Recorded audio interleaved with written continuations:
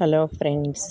ఓహో ఛానల్కు లైక్ చేస్తున్నందుకు, షేర్ చేస్తున్నందుకు, సబ్స్క్రైబ్ చేసినందుకు ముందుగా మీ అందరికీ మీ అభిమానాలకు థ్యాంక్స్. అయితే ఈరోజు ఒక అరగంట క్రితం కొంచెం లైట్గా గాలి వచ్చి వాన పడింది. మీకు పడిందా? కొంచెం వాతావరణం కొంచెం చల్లగా ఉంది. ఒక వీక్ నుండి బాగా వారం రోజుల నుంచి బాగా ఎండాకాలం ఉన్నట్టుంది.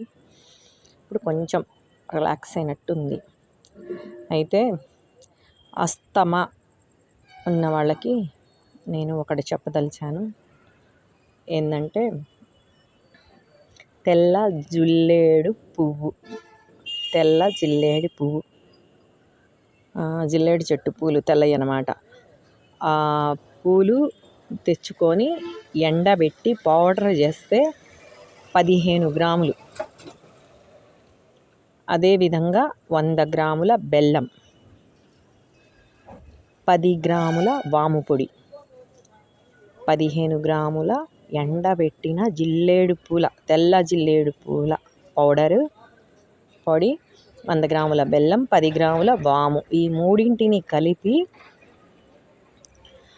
ఉండలుగా చేయాలి. ఎట్లా అంటే ఒక్కొక్క ఉండ 5 గ్రాములు చొప్పున ఉండ చేసి, ఈ ఉండని డైలీ ఉదయం కానీ సాయంత్రం కానీ లేదా 2 పూట్ల గోరువెచ్చటి నీళ్ళతో లేదా ఆవు పాలు దొరికితే ఆవు పాలతో తీసుకోవడం వల్ల అస్తమా అనేది తగ్గుతుంది. అస్తమా అవ్వచ్చు, నెమ్మైనా అనొచ్చు, ఆయాసం, రొప్పటం, ఇదంతా ఒక్కటే కదండి. దానికి సంబంధించింది ఈ పౌడర్ తయారు చేసి చూడండి, మీకే రిజల్ట్ తెలుస్తుంది. అదేవిధంగా సబ్జా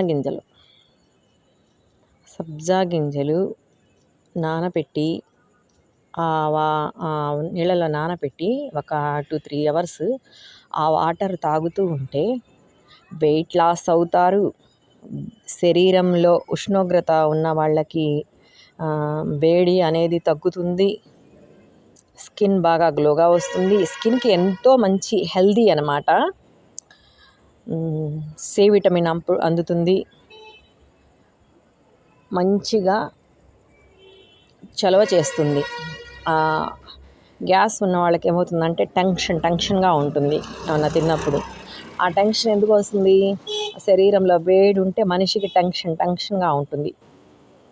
దాన్ని చల్లబరుస్తుంది అన్నమాట, కూల్ చేస్తుంది. శరీరం కూల్ అయిపోతే మనం కూడా ప్రశాంతంగా మాట్లాడడానికి అవకాశం ఉంటుంది.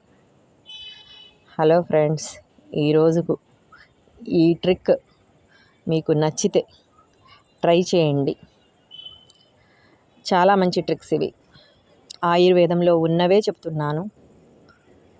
నేను చెప్పే వాటిలో నేను కొన్ని నాకు అవసరానికి నేను చేసినవి, అంటే ఇప్పుడు అస్తమా అన్నాను, అలా ఉన్నవాళ్ళు నాకు అవసరానికి కొన్ని నాకు అవసరానికి నేను చేసినవే మీకు చెబుతున్నాను. ట్రై చేయండి ఫ్రెండ్స్. అందరూ బాగుండాలి, అందులో నా కుటుంబం బాగుండాలి. ఫ్రెండ్స్, లైక్ చేయండి, షేర్ చేయండి, సబ్స్క్రైబ్ చేయండి. మీ ఆదరాభిమానాలు నా ఛానల్ మీద ఉన్నందుకు థ్యాంక్స్.